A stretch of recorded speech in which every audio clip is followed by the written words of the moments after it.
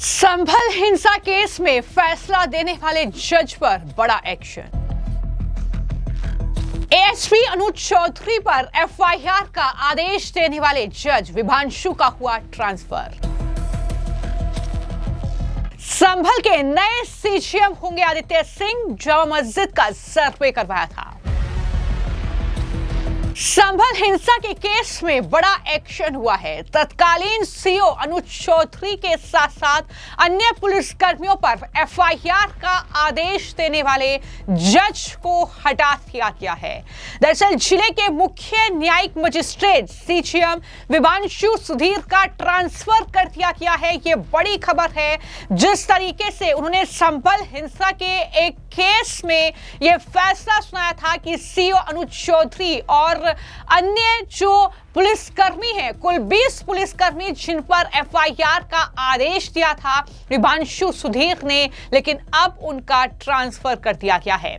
संभल के एक पीड़ित की याचिका पर सुनवाई करते हुए विभांशु शेखर ने तत्कालीन सीओ अनुज चौधरी के साथ साथ 20 पुलिसकर्मियों के खिलाफ एफआईआर दर्ज करने के आदेश दिए थे। विभांशु सुधीर को सीनियर सिविल डिवीजन जज के पद पर सुल्तानपुर भेजा गया। वहीं चंदोसी कोर्ट के सीनियर डिवीजन सिविल जज आदित्य सिंह को संभल का नया सीजीएम नियुक्त किया गया है। तो आदित्य सिंह अब संभल के नए सीजीएम होंगे, ये जानकारी सामने आई है। जिस तरीके से इलाहाबाद हाईकोर्ट ने 3 जिला जज स्तर समेत कुल 14 न्यायिक अधिकारियों के तबादले की लिस्ट जारी की है, जाहिर तौर पर वो विपक्ष में हलचल पैदा कर सकती है। विपक्ष इस पर सवाल भी उठा सकता है, क्योंकि जिस तरीके से दरअसल अनुज चौधरी पर एफआईआर के आदेश दिए थे इस मामले को लेकर, उसके बाद जो एसपी हैं के बिश्नोई, उन्होंने कहा था कि ये फैसला गलत है, इस फैसले के खिलाफ वो हाई कोर्ट जाएंगे, ये उनकी तरफ से कहा गया था। और अब उसके बाद बड़ी जानकारी ये है कि दरअसल संभल के जो जिला जज हैं उनका ट्रांसफर कर दिया गया है। हाईकोर्ट के रजिस्ट्रार जनरल मंजीत सिंह शोरान ने अधिसूचना जारी की है, जिसमें संभल सीजीएम विभांशु शेखर सहित अन्य न्यायिक अधिकारियों का नाम शामिल है। लिस्ट में सबसे चौंकाने वाला नाम संभल के मुख्य न्यायिक मजिस्ट्रेट यानी सीजीएम विभांशु सुधीर का ही है। विभांशु ने 9 जनवरी को एएसपी अनुज चौधरी और इसके साथ 20 पुलिसकर्मियों पर एफआईआर दर्ज करने का आदेश दिया था। दरअसल ये जो एफआईआर थी, ये एक याचिका को लेकर जो है ये आदेश दिए गए थे। एक पीड़ित ने याचिका दायर की थी, जिसमें उसने आरोप लगाया था कि उसका बेटा जो है जब संभल में जामा मस्जिद के सर्वे के दौरान हिंसा भड़की, वहां पर अपनी जो ठेली लेकर जा रहा था और उसी दौरान पुलिस की मौजूदगी में उससे गोली मार दी गई, इसलिए उन पुलिसकर्मियों पर कार्रवाई होनी चाहिए, जिसको लेकर विभांशु ने यह फैसला दिया था कि पुलिसकर्मियों और तत्कालीन जो सीओ अनुज चौधरी पर एफआईआर दर्ज हो। अब विभांशु को सुल्तानपुर में सिविल जज सीनियर डिवीजन के पद पर भेजा गया है। चंदोसी के सिविल जज सीनियर डिवीजन आदित्य सिंह अब संभल के नए सीजीएम हैं। आदित्य सिंह ने ही संभल के श्री हरिहर मंदिर बनाम शाही जामा मस्जिद सर्वे के आदेश दिए थे। आदित्य कुमार सिंह को प्रमोशन दिया गया है। और जैसा कि मैंने कहा कि जब अनुज चौधरी पर एफआईआर की बात सामने आई तो एसपी के बिश्नोई उनके समर्थन में उतर आए। उन्होंने कहा कि फैसले के खिलाफ वो हाई कोर्ट में अपील करेंगे। तब के बिश्नोई ने यह कहा था कि हिंसा की जुडिशियल इंक्वायरी हो चुकी है, इसलिए ये एफआईआर दर्ज नहीं की जाएगी। हम कोर्ट के फैसले के खिलाफ हाई कोर्ट में अपील करेंगे, ये बातें उनकी तरफ से कही गई थी। लेकिन अब इलाहाबाद हाई कोर्ट ने ही जजों के ट्रांसफर की ये लिस्ट जारी कर दी है। तो एफआईआर के आदेश पुलिसकर्मियों पर क्यों दिए गए थे? जैसा कि मैंने बताया कि संभल में नखासा थाना क्षेत्र के मोहल्ला खगुसराय अंजुमन के रहने वाले यामीन ने सीजीएम कोर्ट में 6 फरवरी 2025 को याचिका दायर की थी। यामीन ने बताया कि उनका बेटा आलम 24 नवंबर 2024 को टोस्ट बेचने घर से निकला था। शाही जमा मस्जिद क्षेत्र में पहुंचने पर पुलिस की मौजूदगी में उसे गोली मार दी गई। तो ये आरोप सीधे तौर पर पुलिस कर्मियों पर उसने लगाए थे। यामीन ने तत्कालीन सीओ अनुज चौधरी और संभल कोतवाली इंस्पेक्टर अनुज तोमर, इसके अलावा 12 पुलिसकर्मियों को आरोपी बनाया था। 9 जनवरी 2026 को कोर्ट में मामले पर सुनवाई हुई। मुख्य न्यायिक मजिस्ट्रेट ने सभी पुलिस अधिकारियों के खिलाफ एफआईआर दर्ज करने के आदेश दिए थे। यामीन के वकील चौधरी अख्तर हुसैन ने बताया कि उनके मुवक्किल के बेटे ने पुलिस से छिपकर अपना इलाज करवाया। कोर्ट से पूर्व सीओ अनुज चौधरी और पूर्व इंस्पेक्टर अनुज तोमर सहित अज्ञात पुलिसकर्मियों के खिलाफ एफआईआर की मांग की गई थी, जिसको लेकर एफआईआर के आदेश दिए गए। लेकिन अब इस मामले में बड़ी अपडेट यही है कि इलाहाबाद हाई कोर्ट ने कुछ जजों का ट्रांसफर किया है, जिसमें विभांशु का नाम भी शामिल है।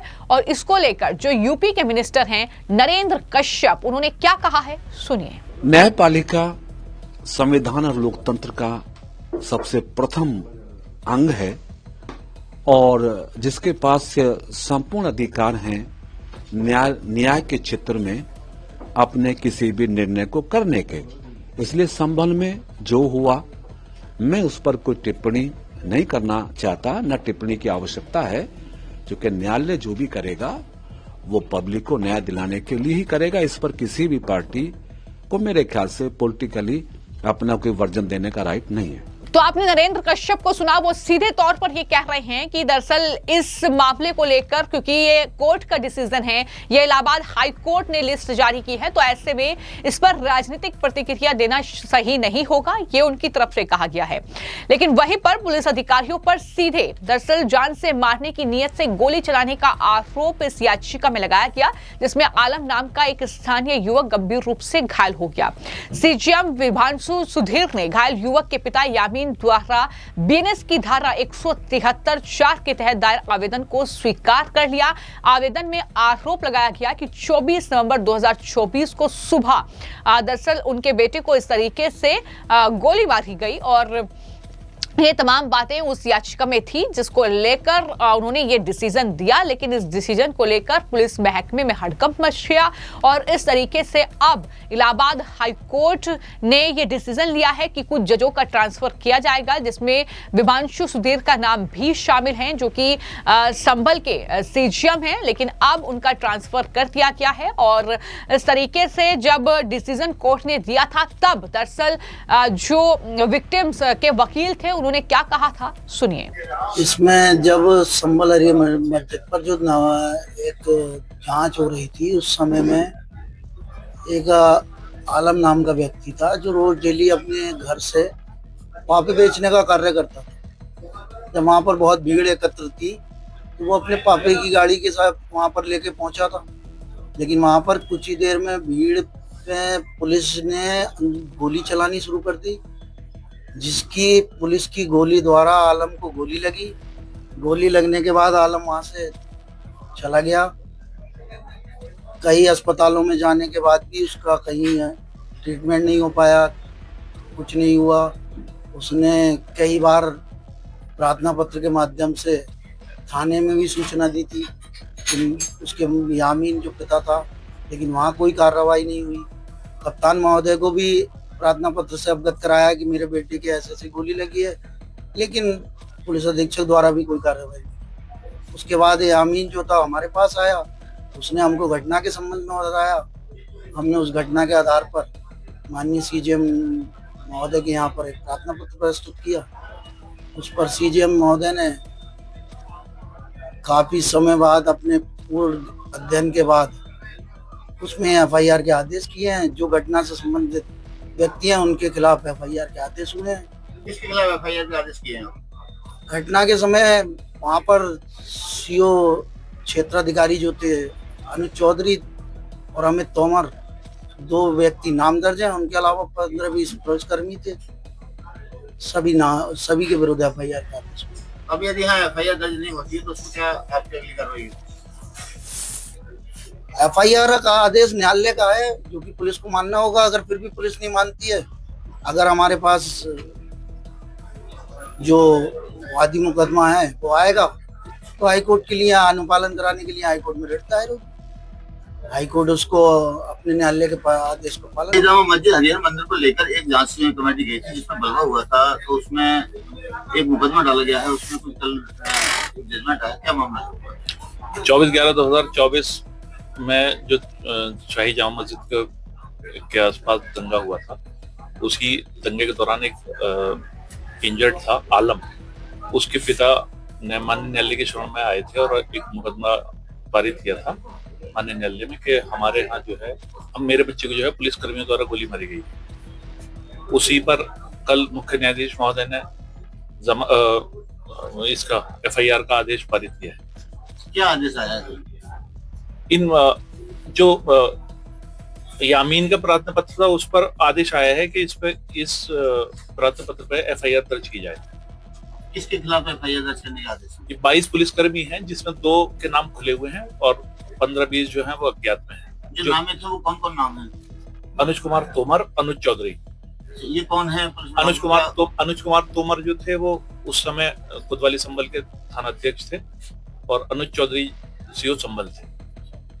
ये आदेश मतलब जारी हो गया है यहाँ से 9/1/2026 में 7 दिन के अंदर FIR दर्ज करने का आदेश पारित हुआ है। अब आगे मुकदमे में क्या तैयारी है आपकी तरफ से? नहीं, अब अगर ये पीड़ित हमारे पास आएगा तो हम आगे कार्रवाई करेंगे। यहाँ तक हमारे पास पीड़ित था, हमने पीड़ित की जो मतलब विधि के समक्ष जो बात हो सकती थी हमने उसकी की। इन पुलिस कर्मियों के खिलाफ रिपोर्ट दर्ज करने के आदेश पारित हो गए हैं। ये जो 22 पुलिसकर्मी हैं इनके खिलाफ उसके FIR दर्ज करने का आदेश पारित हुआ। इसमें नामित कितने हैं? 2 नामित हैं और 15-20 अज्ञात हैं। तो कुल मिलाकर कहीं ना कहीं यहाँ पर कह सकते हैं कि अनुज चौधरी को एक बड़ी राहत मिलती हुई नजर आ रही है। जिस तरीके से अनुज चौधरी को लेकर और अन्य पुलिसकर्मियों को लेकर संभल की जिला कोर्ट ने ये फैसला दिया था कि उन पर FIR दर्ज होनी चाहिए, लेकिन अब आगे इस मामले में क्या होगा, किस तरीके से फैसला कोर्ट की तरफ से रहेगा, नए जज जब बैठेंगे तो वो क्या डिसीजन देंगे, ये कहीं ना कहीं आने वाले वक्त में अब देखना होगा। फिलहाल आपकी इस पूरे मामले को लेकर क्या राय है, हमें कमेंट बॉक्स में जरूर लिखें।